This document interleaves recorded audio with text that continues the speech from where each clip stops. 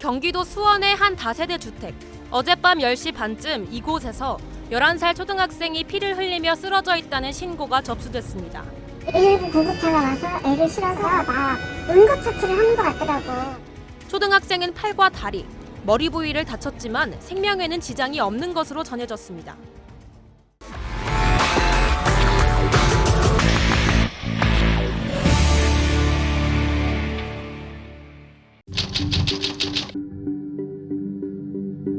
신고를 받고 출동한 경찰이 아이에게 흉기를 휘두른 사람을 살인 미수 혐의로 현장에서 바로 체포했습니다. 범인은 다름 아닌 아이의 친엄마였습니다. 경찰 조사에서 밝힌 범행 동기는 아들이 자신을 해치려고 했다는 것. 이 끔찍한 사건의 숨겨진 진실을 알아보기 위해 그 집을 다시 찾았습니다. 병원에 입원해 2차례의 큰 수술을 받았던 정호. 지금은 퇴원해서 학교를 다니고 있지만 여기저기에 그날의 흉터가 뚜렷하게 남았습니다. 손등과 팔, 다리 곳곳이 흉기에 베어서 수십 바늘을 꿰맸고 머리카락을 들춰보니 정수리와 이마에도 깊은 상처 자국이 남아 있습니다. 정호를 어렸을 때부터 키워준 고모와 고모부가 지금도 정호를 돌보고 있습니다.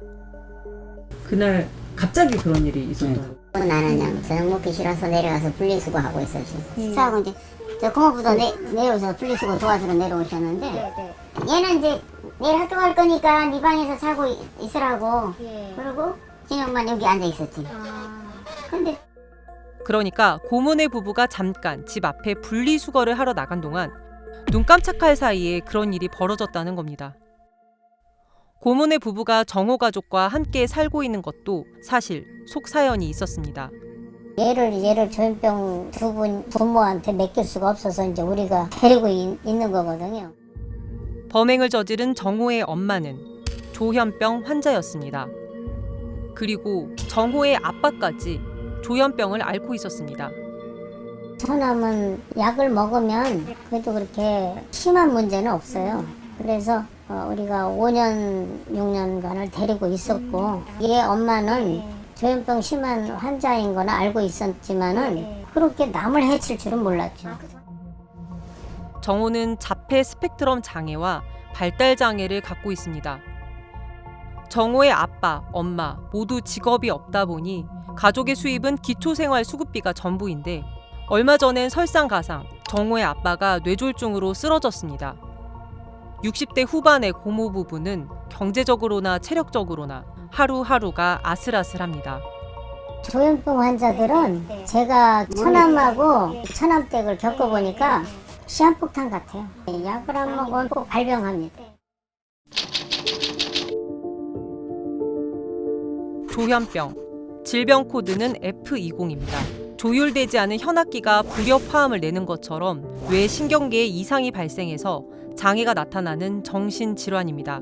대표적인 증상이 망상과 환각입니다. 현실에 존재하지 않는 것을 보고 존재하지 않는 소리를 듣습니다.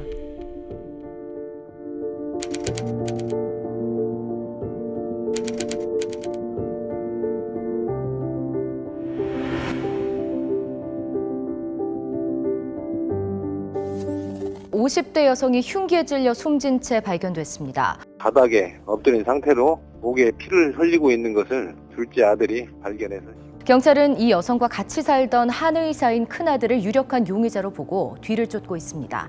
몰라 아예 저 얼굴이 어떻게 생긴지 모르고 남자가 어떻게 그 아들하고 산다 소리만 들었지. 범인인 30대 한의사는 조현병 환자였습니다. 평소에 치료를 꾸준히 받고 약을 규칙적으로 먹을 때는 몇 년간 한의원도 잘 운영했습니다. 하지만 자기 마음대로 약 먹기를 중단한 지 8개월 만에 악마가 시킨 일이라는 망상 때문에 어머니를 살해하고 말았습니다. 아파트 위층에 사는 70대 할머니를 흉기로 살해한 10대 조현병 환자 사건. 이 10대 피의자는 2년 전부터 숨진 할머니를 괴롭혀왔고 의사가 정신병원 입원을 권할 정도로 상태가 심각했지만 본인이 입원을 거부해온 것으로 드러났습니다. 아마 더 이상 알고 싶지가 않아요. 이 10대 학생은 자신의 뇌가 다른 사람의 뇌와 연결돼 있어 온몸의 뼈가 부서지고 있다는 망상을 갖고 있었습니다. 위층 할머니만 해치면 자신의 뇌가 원래대로 돌아갈 거라고 생각해서 이런 범행을 저질렀는데 막상 할머니가 돌아가신 후에도 여전히 뇌가 연결돼 있다고. 그래서 할머니에게 죄송하다고 말할 정도로 망상이 심각한 상태였습니다. 한겨울 도심 골목에 한 70대 노인이 옷도 걸치지 않은 채 집 밖으로 쫓겨나서 숨지는 일이 있었습니다. 노인을 내쫓은 사람은 조현병을 앓고 있던 40대 딸이었는데요. 냄새가 날씨 났다고 지나가던 사람이 발견하고 문 두드리고 문을 열고 했는데 안 열려서 112에다 신고를 한 거예요. 충남 공주에 있는 국립법무병원 치료감호소에서 5년간 근무한 정신건강의학과 전문의 차승민 씨. 조현병을 앓고 있는 범죄자 수백 명을 만나서 치료했고 그 경험을 국내에서 처음으로 책으로 써냈습니다. 제가 근무할 때는 한 1000명 환자라고 하면 거의 800명 정도가 이제 조현병 환자인 경우 거의 대부분 700명에서 800명 정도였고. 책의 제목은 나의 무섭고 애처로운 환자들. 제대로 치료만 받았다면 범죄를 저지르지 않았을 텐데. 환자이자 범죄자인 그들을 만날 때마다 들었던 생각이라고 합니다. 조현병 환자의 망상과 환각은 가짜지만 그들이 느끼는 혼란스럽고 괴로운 감정은 진짜이기 때문입니다. 우리가 갖고 있는 편견 중에 하나가 조현병 환자는 정말 아무것도 못할 것이다. 24시간 내내 미쳐 있을 것이다. 이렇게 생각을 하는데 정말 증상이 급성기일 때를 제외하고는 일상생활을 어느 정도는 해요. 그러니까 급성기, 치료를 받지 않아서 증상이 점점 악화돼서 정말 완전 피크를 쳤을 때 이때가 제일 위험한 거죠. 엄마가 아니라 이 사람 나에게 밥에 독을 타주는 나쁜 사람이다. 이런 생각이 계속 사로잡혀 있으니까. 치료를 제대로 받지 않은 조현병 환자가 얼마나 위험한지 우리는 이미 안인득 사건에서 목격했습니다.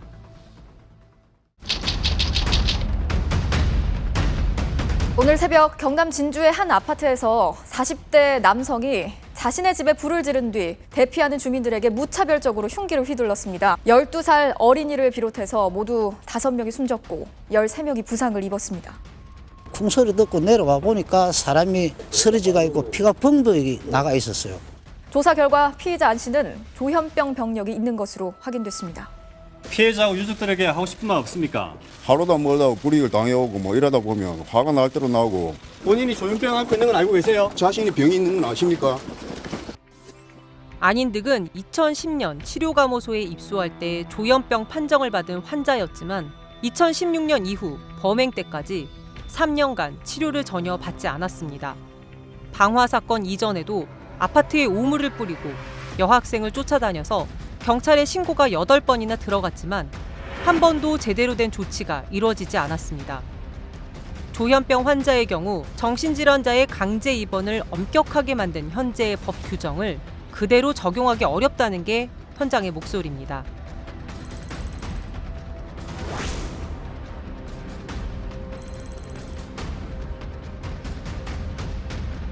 자신이 병에 걸렸다는 걸 모르는 게 조현병의 특징. 환자의 동의를 얻어서 입원하기에는 어려운 현실이라는 겁니다. 그러니까 사실 이게 누구를 위한 법인지 모르겠는 거예요. 인권을 위한다고 하지만 사실 그 법 이후로 피해자도 생겼죠? 환자들은 제대로 치료도 못 받죠? 그러니까 인권이라고 하는 게 과연 누구의 인권을 위해서 이렇게 까다롭게 법을 해놨는가? 가족 중 한 명이 조현병 환자인 김영희 씨. 자신밖에 돌볼 사람이 없어서 의대에 입학하고도 의사가 되는 걸 포기해야 했습니다. 하루 24시간 온전히 집을 비우기엔 마음을 놓을 수 없어 전문의 수련 과정을 밟기가 불가능했다고 합니다. 대신 지금은 정신장애인 관련 단체에서 조현병 환자와 그 가족들을 위한 일을 하고 있습니다. 조현병 환자의 위험성에 따라 강제 입원이 가능하도록 법과 정책을 바꾸고 정신질환자의 돌봄 책임을 가족이 전담하는 보호 의무자 제도를 폐지해야 한다고 주장합니다. 이 보호 의무자 제도라는 거는 서구에서는 아예 처음부터 없었고요. 우리나라하고 중국 정도 빼놓고는 지금 다 폐지가 됐습니다. 이 보호 의무자 제도 폐지가 정신건강복지 관련 개정사항의 핵심이라고 저는 보는 겁니다. 치료의 목적도 있지만 어떻게 보면 사회 안전의 목적도 같이 있지 않습니까? 조현병 환자는 잠재적 범죄자다. 실제 정신질환자들이 범죄를 저지르는 비율은 일반인보다 높지 않습니다. 하지만 치료받지 않은 조현병 환자는 강력 범죄를 저지를 확률이 높다. 이것은 사실에 가깝습니다. 살인이나 방화 같은 중범죄는 5배에서 8배 정도 높습니다. 전문가들은 조현병이 꾸준히 제대로 치료받으면 충분히 일상생활로 다시 돌아올 수 있는 질환이라고 설명합니다.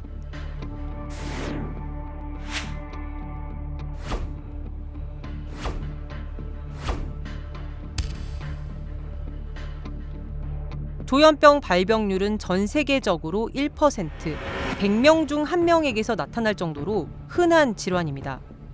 청소년기 이후 30, 40대에도 갑자기 나타나고 정확한 원인은 아직 밝혀지지 않았습니다. 모든 조현병 환자분들에 대해서 그렇게 안 좋은 시선을 가지지 말아달라. 잘 치료받고 하면은 충분히 우리 지역사회에서 같이 공동체 내에서 같이 살아갈 수 있는 분들이라는 점을 호소드리고 싶습니다. 미국은 정신질환자를 위한 법정이 아예 따로 있고 위험한 환자에 대해서는 법원이 직접 입원하라는 명령을 내립니다. 조현병 환자의 범죄를 처벌하는 걸로 끝나는 게 아니라 국가가 책임지고 관리하는 사법 입원 제도인데요.